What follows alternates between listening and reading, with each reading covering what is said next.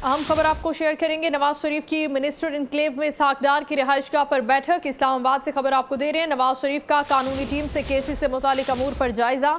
इसहाक डार, परवेज रशीद, आजम तारड़, तारिक फजल चौधरी और मरियम औरंगजेब शरीक हैं।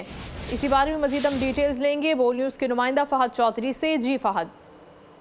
जी देखिए, हाई कोर्ट में पेशी के बाद साबिक वजीर आजम नवाज शरीफ दोबारा पहुंचे इसहाक डार की मिनिस्टर्स एनक्लेव में रिहाइश गाह पर और एक गैर रस्मी मुशावरती इजलास हुआ जिसमें अताउल्लाह तारड़ और आजम नज़ीर तारड़, इसहाक डार, परवेज रशीद, मरियम औरंगजेब ने शिरकत की।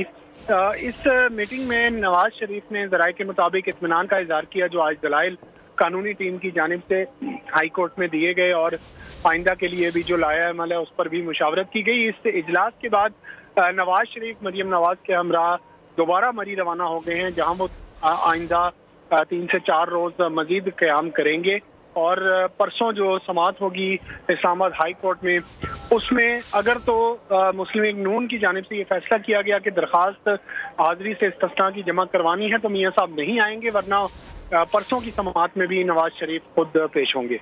जी ठीक है, फहद चौधरी अपडेट कर रहे थे आप, बहुत शुक्रिया आपका। सब्सक्राइब करें और बेल दबाएं ताकि कोई खबर रह न जाए।